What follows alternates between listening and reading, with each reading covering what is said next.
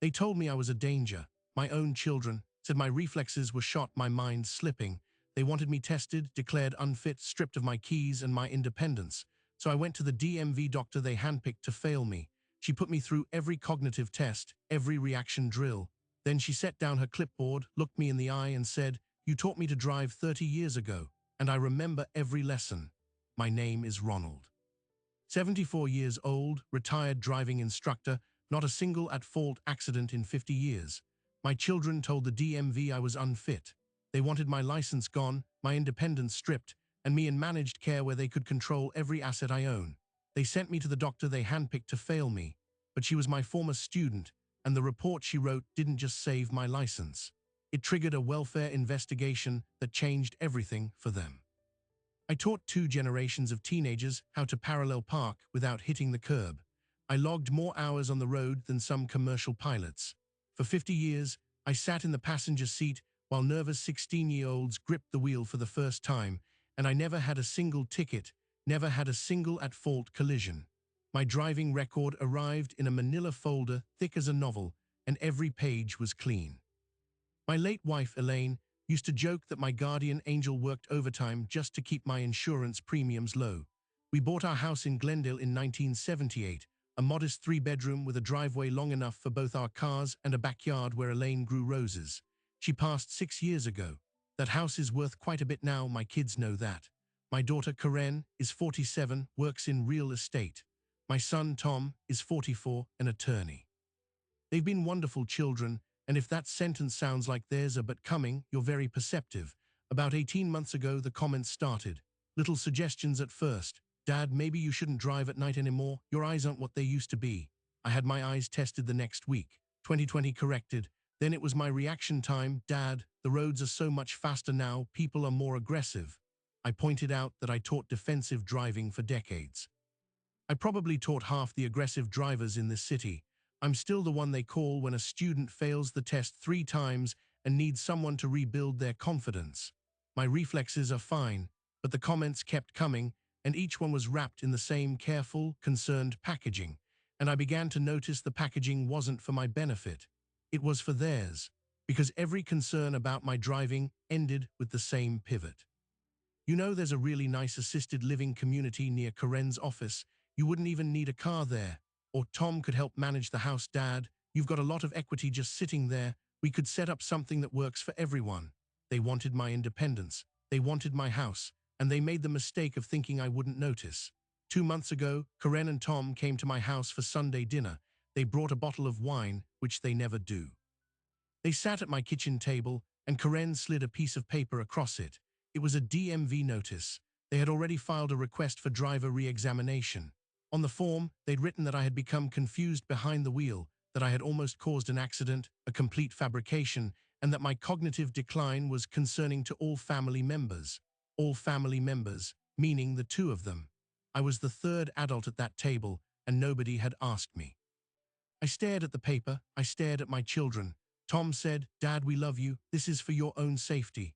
Karen nodded, her eyes already wet in that practiced way that real estate agents use when they want to close a deal. And I realized in that moment that the dinner, the wine, the concerned tone, it was all orchestrated. I was being managed. They had already decided the outcome. I would fail the test. I would lose my license.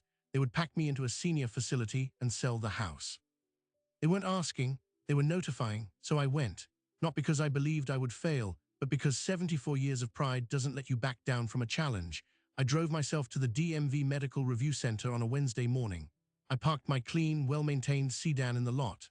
I walked into the lobby, gave my name to the receptionist, and sat down in a plastic chair to wait. And then the door to the examination corridor opened, and a woman in a white coat stepped out. She was maybe mid-40s, sharp-eyed, with a clipboard in her hand. She glanced down at her schedule, then up at me. "Ronald," she said, and then she smiled, the kind of smile that travels across 30 years in a single heartbeat. "I'm Dr. Sarah Champlin. You don't remember me, do you? I was 16. I was terrified. And you told me something on my first lesson that I have repeated to myself every single day of my life." And just like that, everything changed. Dr. Sarah Champlin. The name landed on me like a wave of warm air. I blinked, and suddenly I wasn't in a DMV examination room. I was in the passenger seat of a dented sedan 30 years ago, watching a terrified 16-year-old girl crying at a stop sign. She had failed her permit test 3 times. Her parents had given up. She was convinced she would never drive, never have freedom, never be able to look at a steering wheel without her hands shaking. And I told her, fear is just a feeling. It's not a steering wheel. It doesn't get to drive. She repeated that phrase back to me in the DMV lobby 30 years later. She said she had whispered it to herself in medical school exams during her residency and on the morning she sat for her own driving test. Now she was a licensed physician, board-certified in geriatric medicine, conducting fitness-to-drive evaluations for the California DMV. And my children had sent me directly into her hands, thinking they were delivering me to a neutral judge who would rubber-stamp their narrative of decline. She walked me back to her exam room, and I noticed the walls were covered in diplomas, anatomical charts, and a single-framed photograph. It was a picture of a small blue car, a learner's permit placard on the rear bumper. I recognized it instantly, my old instruction vehicle from my first decade of teaching. She had kept it all these years. "You don't keep a photo of your worst memory," I said quietly. "You keep the one that changed everything." She gave me a brief, almost shy smile and picked up her clipboard.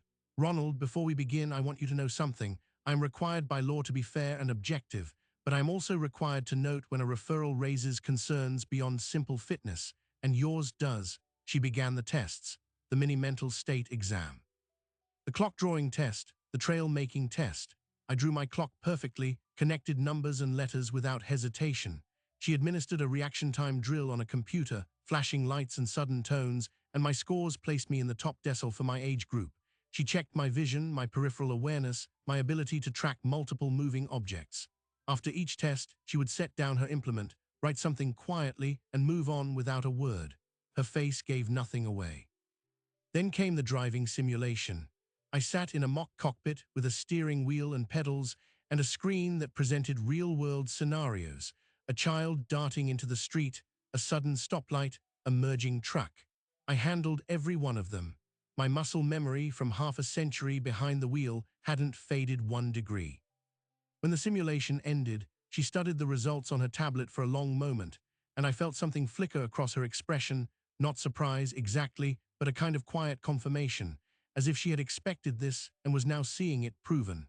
"Ronald," she said, setting the tablet down, "you are cognitively and physically fit to drive. Your results are in the 92nd percentile among all drivers tested at this facility, regardless of age. You have no impairment, no deficit, and no medical reason to surrender your license." I exhaled for what felt like the first time since Sunday dinner, but she wasn't finished. "However," she said, and the word hung in the air like a held breath, "I've reviewed the referral form your children submitted. It contains claims that directly contradict your test performance. It alleges confusion, erratic decision-making, and a near collision. None of these are supported by the data I just collected. Fact, your data suggests someone who has been driving at elite levels for decades." I told her everything: the Sunday dinner, the bottle of wine, the prepared DMV form, the suggestion that I sell my house and move into managed care near Karen's office, where my assets would be managed for me. I told her about Tom, the attorney, who had already drafted a durable power of attorney document for me to sign, a document that would give him control over every financial decision I made. I told her that I was not a confused old man. I was a target, and the weapons being used against me weren't knives or guns. They were concern and paperwork and a medical system that often mistook family loyalty for genuine love. Dr. Champlin listened. She didn't interrupt. When I finished, her pen was still on the desk. She had stopped writing. "Ronald," she said, "I am required by state law to report any suspicion of elder abuse or financial coercion to the appropriate authorities. Your test results alone would trigger a review of the referral, but what you've just told me moves that from a review to a formal investigation." She paused. "I want you to understand what that means. If I file this report, your children will be contacted. Their conduct will be examined. There could be legal consequences. Are you prepared for that?" I thought about Elaine. I thought about the roses she planted, blooming every spring whether I was there to prune them or not. I thought about the teenagers who still called me for extra lessons before their driving tests, whose parents trusted me because my name had meant safety for 5 decades. And I thought about my children, sitting at my kitchen table, sliding that form across the wood, and telling me it was for my own good while they measured the square footage of my house in their minds. File it, I said. She nodded and typed for a long time. I watched her fingers move across the keyboard, and I knew that somewhere in that document she was writing the words that would set off a chain reaction no one at that Sunday dinner had planned for. When she finished, she printed 2 copies, signed them, and handed one to me. This is your copy of the report. It goes to the DMV, to the Department of Social Services, and to Adult Protective Services. It will open an investigation within 48 hours. Your children will be notified. Their actions will be scrutinized, and your license, effective immediately, is fully reinstated with no restrictions. I took the report. I didn't read it right away. I was looking at the photograph of that small blue car. You know, I said, that car had a sticky accelerator pedal. I used to tell students it was a character-building feature. She laughed, a real laugh that broke the clinical silence of the room. It absolutely did not build character, she said. It built panic attacks. I still flinch when I hear an engine rev. For a moment, we weren't doctor and patient. We were just 2 people who had shared a tiny, vibrating space 3 decades ago, one teaching, one learning, both changed. I stood to leave. She shook my hand. Ronald, I became a doctor because I wanted to help people the way you helped me. I never imagined that would mean protecting you from your own family, but I'm glad I was the one in that room today. I swallowed something thick in my throat and didn't try to speak. 4 days later, the investigation began. I received a call from a social worker with Adult Protective Services. She had read Dr. Champlin's report. She wanted to schedule a home visit. Karen and Tom, she informed me, would be interviewed separately. Their financial records and communications regarding my care would be reviewed. The durable power of attorney Tom had drafted, never signed, would be examined as part of a pattern of coercive behavior. If the investigation concluded that they had attempted to deprive me of my independence and gain control of my assets under false pretenses, they could face criminal charges. The social worker's voice was calm, professional, and utterly devastating to anyone on the receiving end of it. I hung up the phone and stood in my kitchen, looking out at the roses. Somewhere across the city, my children were about to discover that the old man they'd tried to write off had just rewritten their entire future, and they had no idea it was coming. Karen called me at 8:15 the next morning. I knew it was her because my phone rang exactly once, the way it does when someone is furious and barely has enough patience to let the call connect. I answered. Dad, what did you tell them? Someone from the state just called me. They said there's an investigation. They said a doctor filed a report claiming coercion. Coercion? That is insane. I sat down at my kitchen table with my coffee. The roses outside the window were blooming like nothing had ever gone wrong in the world. Karen, I said, I told them the truth. The same truth you and Tom ignored while you slid that DMV form across my table and called it love. She scoffed. The sound was jagged, like glass being stepped on. You're going to destroy this family. You know that, right? Tom is an attorney. His reputation, I cut her off. Tom used his legal training to draft a document that would give him control of my life. If his reputation is at stake, that's because of what he did, not because of what I said. Then Tom got on the line. He didn't shout. Tom never shouts. He uses the same measured, I'm just being reasonable tone he learned in his first year of law school, the one that implies you should be grateful he's taking the time to explain things to you. Dad, we're going to have this whole misunderstanding cleared up. I spoke to my attorney. That DMV referral was filed in good faith. You've had some moments, we've all seen them. The doctor's report is one opinion. One opinion doesn't erase a pattern. What pattern? I asked.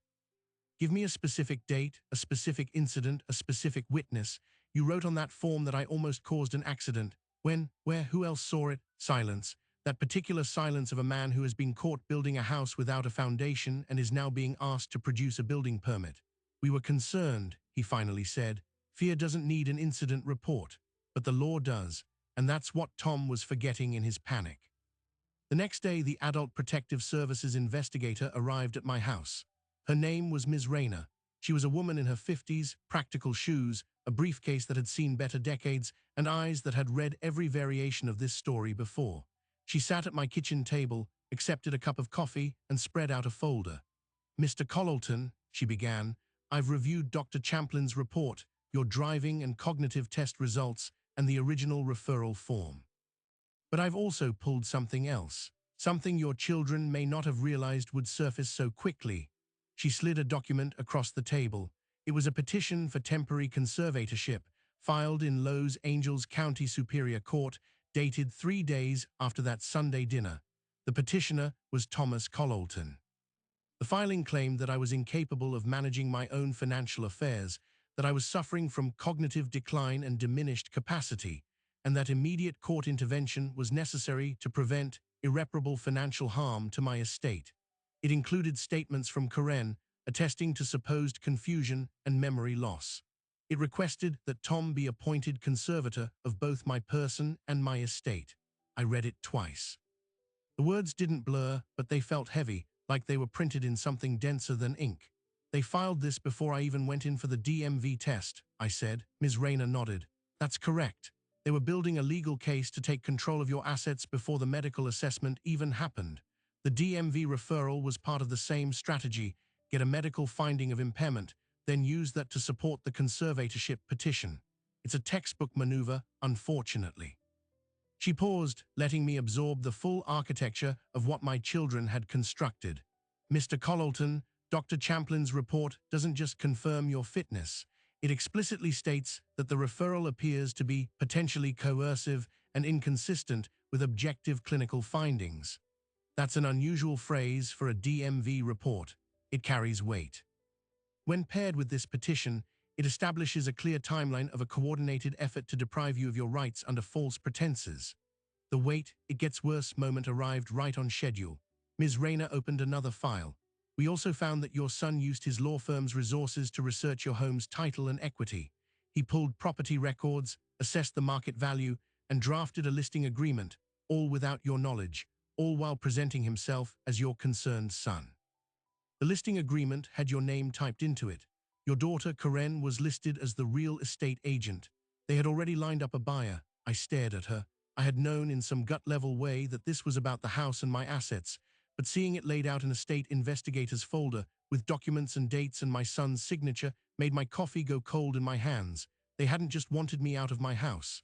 They had a timeline, a buyer, a commission structure. They had been running a quiet, polite, completely ruthless business transaction, and I was the inventory. What happens now? I asked. Ms. Rayner closed the folder. Now the investigation continues. The conservatorship petition will be flagged as potentially fraudulent, given Dr. Champlin's report.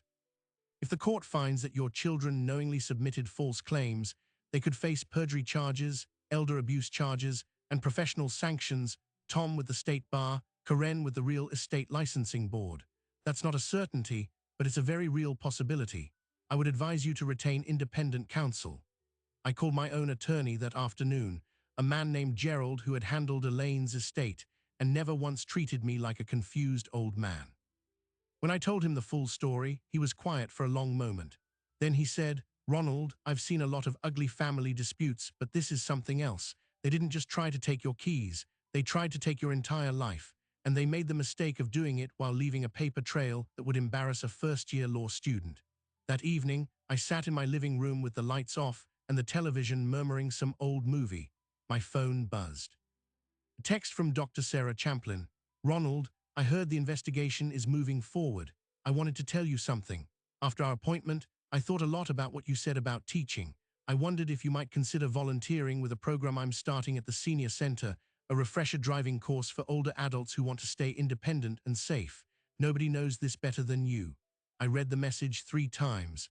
Then I looked at the photograph of Elaine on the mantel. She was laughing at something I'd said, 30 years frozen in a moment of pure happiness. She would have known exactly what to make of all this.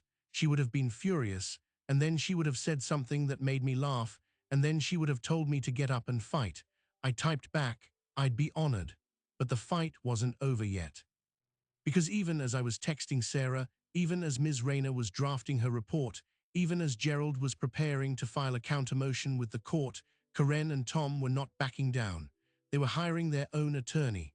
They were preparing to contest the findings. And they had one card left to play, a card I didn't see coming until it was already on the table. The card they played was mercy, or what looked like mercy. Karen showed up at my house 3 days later alone, with a box of my favorite coffee and a letter from their attorney. No cameras, no Tom, just her standing on my porch, wearing the same expression she wore when she was 10 years old and needed me to fix a broken bicycle chain. She handed me the letter and said, "We'll drop everything." The conservatorship petition, the DMV referral, all of it. You keep the house, the car, the license. We just need you to sign this. It says you won't pursue charges, you won't testify against us, and you'll agree to call this a family misunderstanding. I read the letter on the porch while a hummingbird worked the roses. It was a settlement offer dressed as an apology, a full release of liability, a mutual non-disparagement clause, and a line that made my stomach turn. The parties agree that this matter arose from genuine concern for the welfare of an aging parent and does not constitute any admission of wrongdoing. I looked up at my daughter. Her eyes were hopeful in a way that I recognized, the hopefulness of someone who thinks she's about to get away with something. "Karen," I said, "give me one honest answer, not the lawyer answer, not the one you rehearsed in the car. When you and Tom filed that DMV form, when you pulled my property records, when you drafted that listing agreement, did you genuinely believe I was incompetent? Or did you believe I was convenient?" She opened her mouth, closed it. The hummingbird made a tiny, furious sound and flew away, and I had my answer. I didn't sign.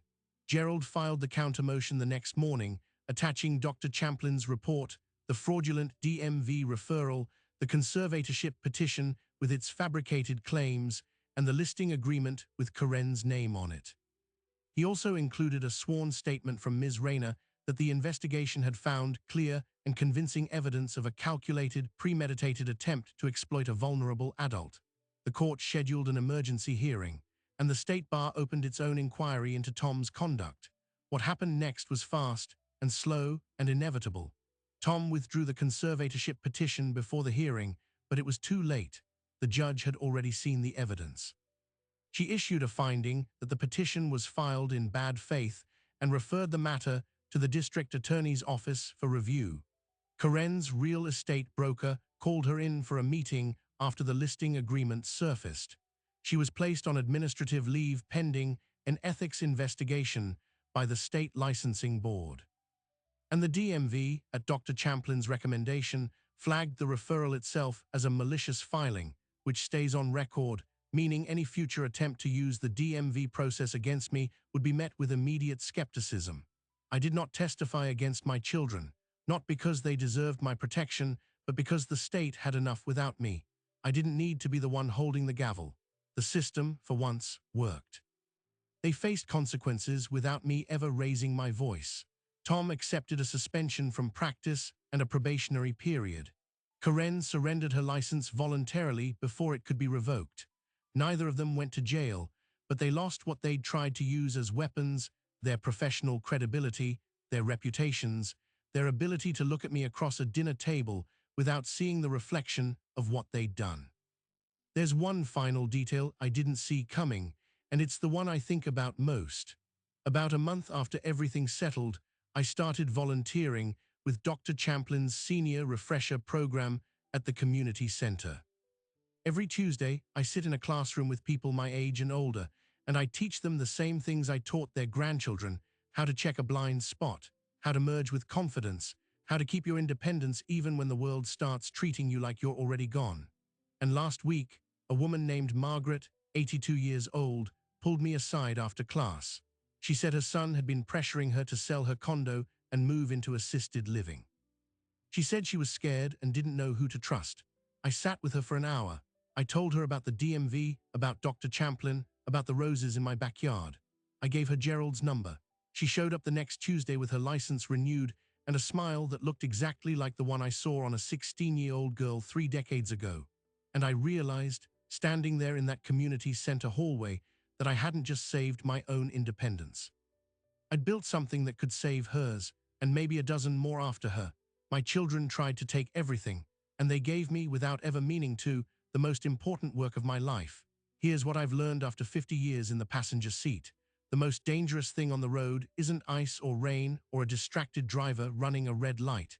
It's the assumption that the people closest to you will always act in your best interest. Sometimes they won't. Sometimes the people who call you dad while lining up a buyer for your house don't see a parent anymore. They see a problem to solve, an asset to unlock, a signature at the bottom of a form you never wanted to sign. Ronald's story is extreme, but the shape of it isn't rare. In this country, nearly 60% of elder abuse cases involve family members: adult children, sons-in-law, grandchildren. The people who are supposed to bring flowers to your door are the ones quietly calculating how much that door is worth. Financial exploitation of older adults drains over $36 billion a year, and most of it never makes the news because the victims are too ashamed, too isolated, or too frightened to speak up. Ronald spoke up. And a doctor who once learned to drive in a dented sedan remembered her teacher and did the right thing. Not everyone gets that lucky break. Not everyone has a Dr. Champlin in their corner, but everyone deserves to know that losing your keys doesn't have to mean losing your voice, your home, or your dignity. If this story hit close to home, or if you just want to see more like it, do us one quick favor. Hit that like button, subscribe. It costs nothing and it genuinely helps keep these stories coming. Drop a comment if you've ever had to fight for your independence or for someone you love. And if you know someone who's being told they're too old to drive, too old to decide, too old to matter, send them this video. You might be the one person who tells them what I'm telling you now. The wheel is still yours. Don't hand it over until you're ready.